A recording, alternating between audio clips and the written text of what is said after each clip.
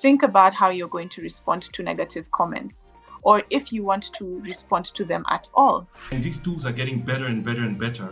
And they allow you really, on one dashboard to actually see how your content travels, how people are responding, and so on. So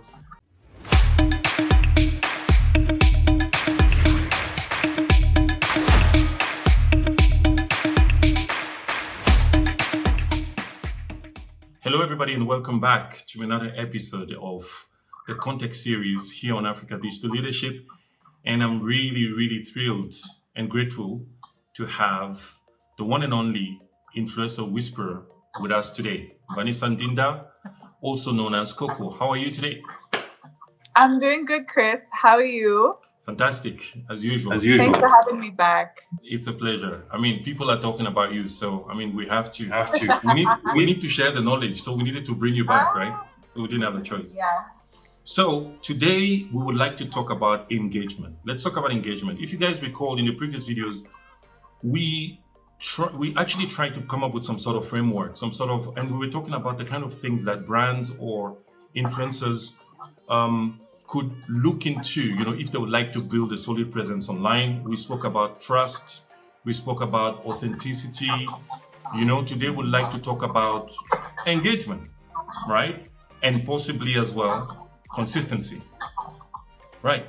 So, Vanessa, what do you think about engagement? It's a big word.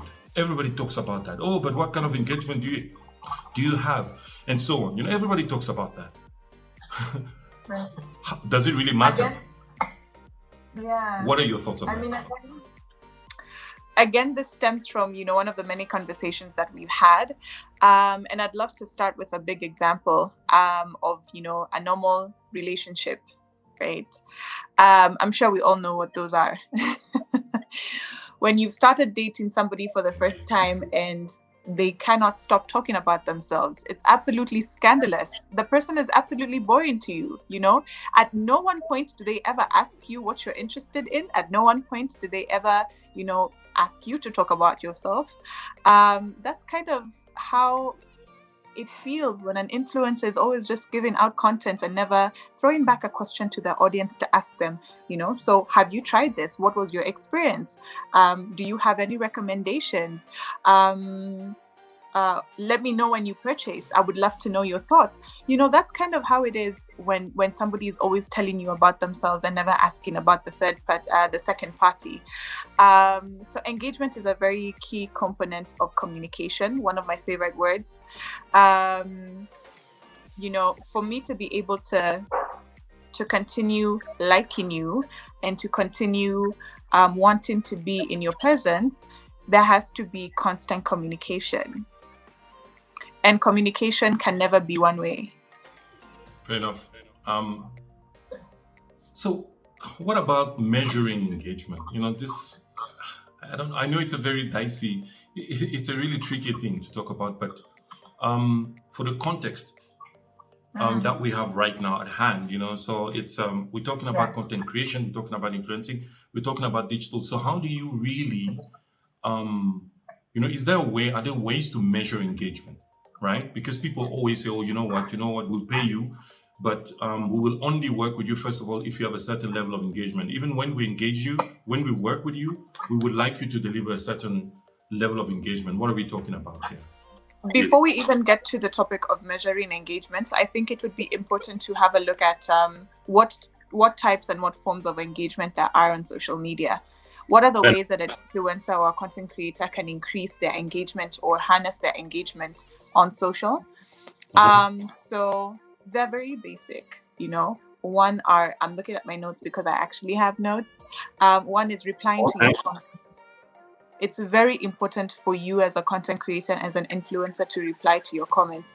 Now, this is also said cognizant of the fact that you can get so many comments on one post and it can be a bit overwhelming, but find a way to respond to your audience through even maybe a general post or even through a general Insta story, just showing people that you have seen what they have said and you acknowledge, right? If somebody wants to probably have a conversation with you on the comment section, entertain that conversation. Of course, if it's, positive. Don't, give room to bullies. But your comment section is a big part of your engagement. The second part is give shout outs, right? If probably you're an artist, or you've done a giveaway, or you've done, whatever, or somebody has reposted something that you've done, or even recreated something that you did as a content creator, repost them, give them a shout out. It really makes a huge difference in creating that connection between you and your audience. The third thing would be partner with influencers, partner with other influencers as well. That's a great way to also show engagement. It's that you're coming together with other people in your community to create content towards the same purpose. You know what I mean? And also collaborations can come as recommendations from your audience. They can say, oh, you might want to collaborate with so and so. They've also done a series on this, and I would love to hear, you two having a conversation. And the fourth thing for me is, TikTok duets. Why do you think TikTok became so popular, Chris? Let me ask you that question. I don't know. I think TikTok was answering one particular need. For me, to be honest with you, it was really about, you have Instagram where you have to be a certain way. The gram is still the gram. TikTok was one of those things where you just have to be there, just have to show up and do your thing, right? And then it actually just really, and people felt at home when it came to TikTok. First of all, Gen Z, and then everybody else. So I don't know about duets, but anyway, let's talk about that. No, meaning the impact that they've had on the growth of TikTok. But for me, I would say authenticity. Yeah, authenticity. Yeah, I think TikTok duets are a huge part of increasing your engagement as well. And also Instagram Reels has a feature that allows you to, create a duet of someone else's work. So that also really creates a really engaging community and platform where it makes you a bit more tangible to the people that are following you. You know what I mean? Other ways of engagement can be simple as, doing polls and doing, Q&As on your Insta stories as well. We talk about Instagram a lot, but also Twitter as well, and Facebook at the same time. So engagement is very important to be able to establish a relationship. I don't believe you can have a sustainable, long life on social without being engaging. I totally agree with you. Talking about this, and you mentioned Facebook now.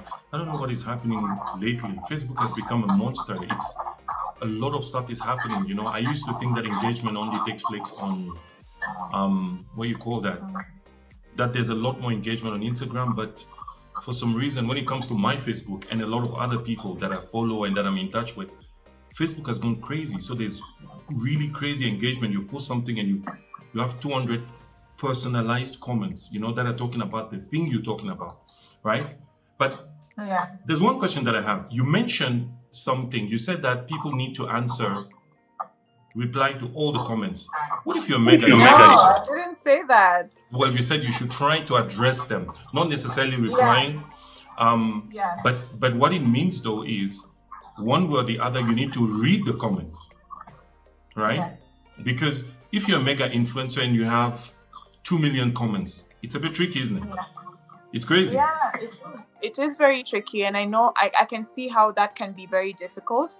But this advice probably would go to somebody who has a moderate, following, or probably trying to grow their page, because to be honest, when brands work with you or come in to work with you, one of your key performance indicators is actually your engagement.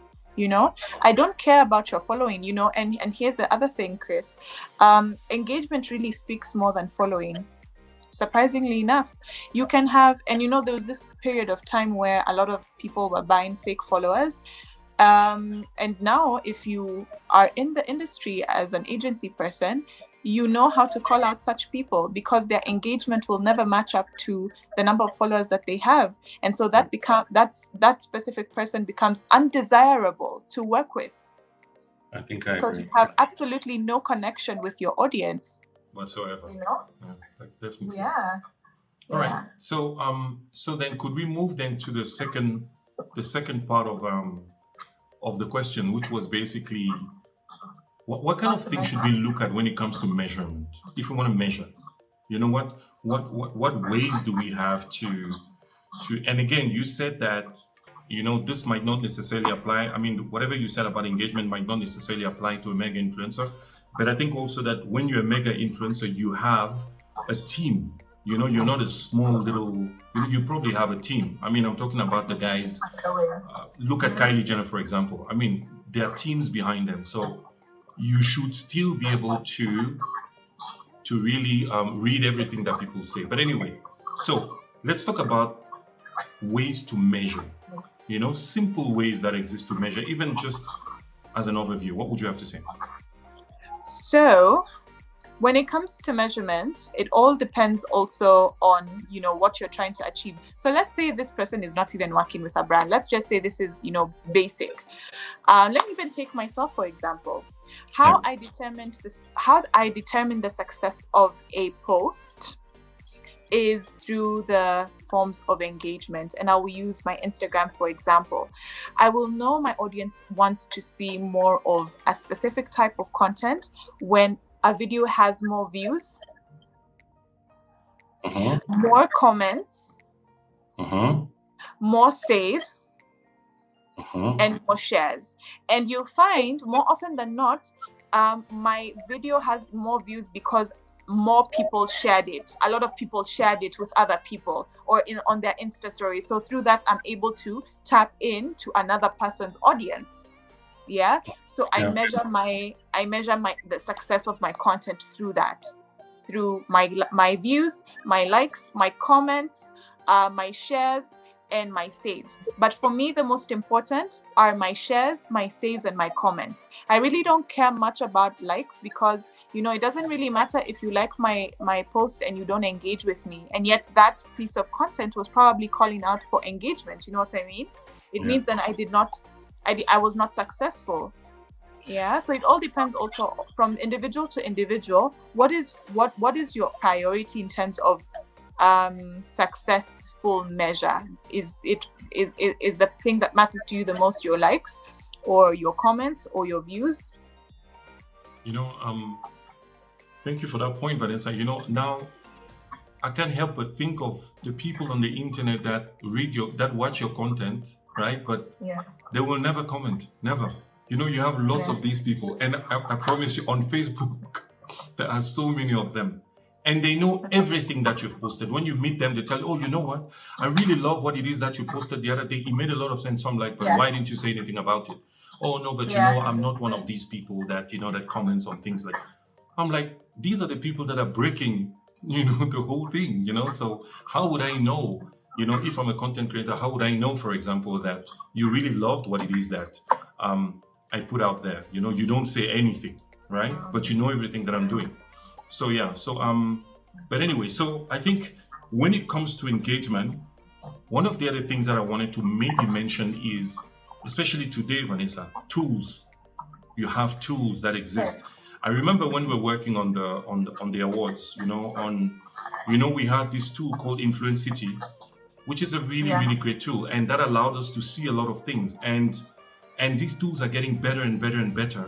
And they allow you really, you know, on one dashboard to actually see how your content travels, how people are responding, you know, and so on. So I think people need to maybe, and that's again, that's for another video, right? Because we have to talk about these things, what's available, what they can use and all that. But if people start using tools, they can really they can actually go very far, especially when you have a lot of followers, for example, and then you realize that you need to answer comments and stuff like that, right? So there are lots of things that can help people and so on, right? I would also say, tools are becoming very important. I can say even for, you know, for us at agency, when you're dealing with multiple campaigns at the same time, it becomes almost, you know, very difficult for you to keep in touch with every single influencer. So tools become very essential, and they are becoming very essential. Again, because the industry is so new, we don't have like a set tool that everyone, trusts and uses. Other people don't even want to use tools. They're good with doing things manually.